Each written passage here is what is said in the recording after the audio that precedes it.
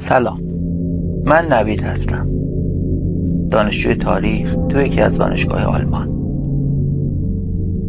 این داستان فقط یه تجربه نیست، یه هشداره.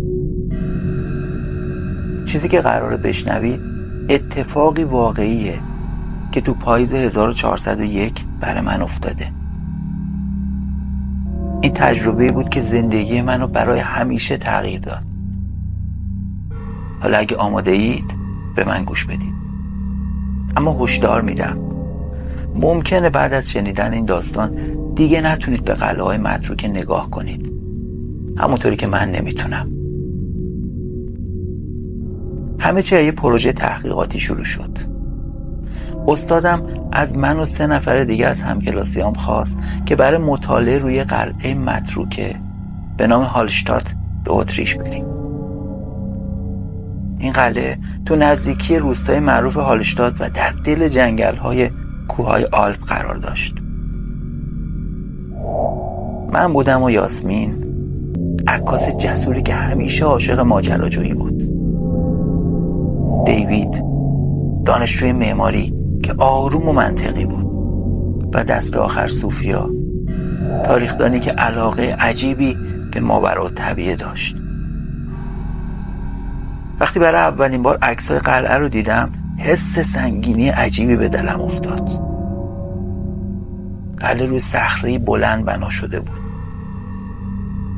دیوارهای ترک خورده، پنجرهای شکسته و سکوت مرموزی که تو اطراف اون موج میزد. اما با این حال قبول کردم. سفرمون توی صبح پاییزی شروع شد. بعد از یه پیاده روی طولانی بین درختای بلند و سایه‌دار جنگل به قلعه رسیدیم.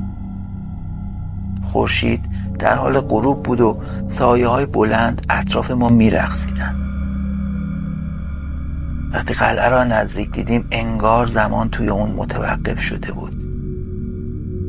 هیچ صدایی نبود. حتی پرنده هم پرواز نمی‌کردن. یاسمین به شوخی گفت این همون جایی که ارواح زندگی میکنن. همه خندیدیم، اما خنده هامون زیاد طولانی نشد.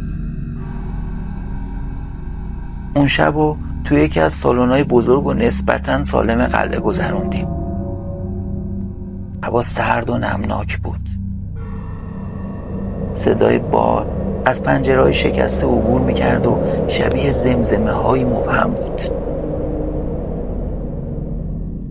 حدودای نیمه شب بود که صدای پای رو از طبقه بالا شنیدیم. صدای آروم و سنگین، انگار کسی قدم میزد. دیوید با چراغ قوه بلند شد و سری رفت بالا. چند دقیقه بعد برگشت و گفت هیچی نیست، فقط باد بود. اما خب همه ما میدونستیم که اون صدای باد نبود. روز دوم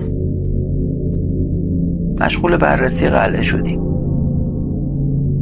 یاسمین روی دیوارا نقاشی‌های عجیبی پیدا کرد. تصویر مردی که در حال خوندن یه متن ناشناخته بود. سوفیا گفت این احتمالاً مربوط به آیین‌های قربانی تو قرون وسطا بوده. اما عجیب‌تر از نقاشی، در چوبی بود که تو کف سالن پیدا کردیم.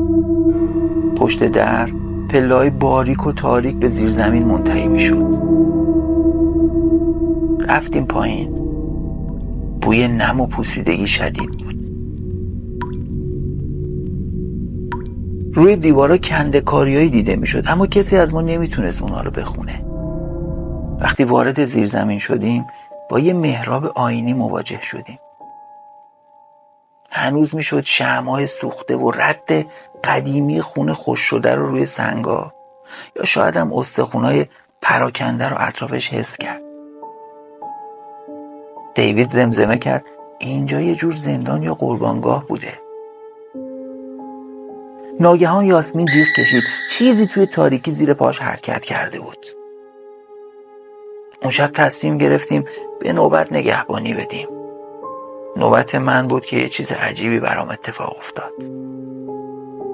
یه لحظه حس کردم یکی پشت سرم وایساده. صدای نفس کشیدن آروم. برگشتم اما کسی نبود. تو همین لحظه یاسمین با صدای بلند بیدار شد. زمزمه ها شنیدمشون، کنار گوشم بودن و مرتب اینا رو تکرار میکرد.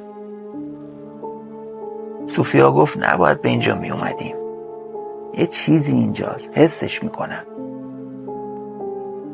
اون شبم گذشت. شب سوم اوضاع دیگه از کنترل ما خارج شده بود. صدا بلندتر شدن، درهای چوبی به خودشون میلرزیدن و نور چراغ قوه‌هامون کم کم کم نور شدن.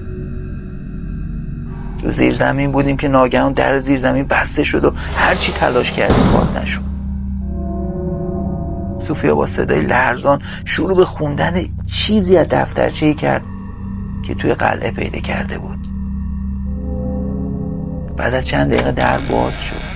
با تمام قدرت فرار کردیم. از پله‌ها بالا اومدیم و رفتیم به سمت جنگل.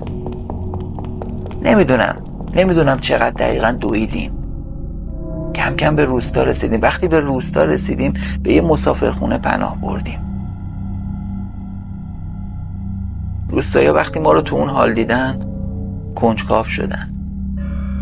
وقتی داستانمون رو شنیدن گفتن قلعه نفرین شده است.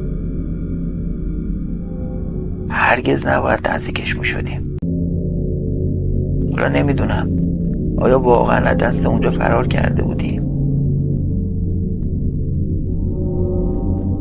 این داستان من بود.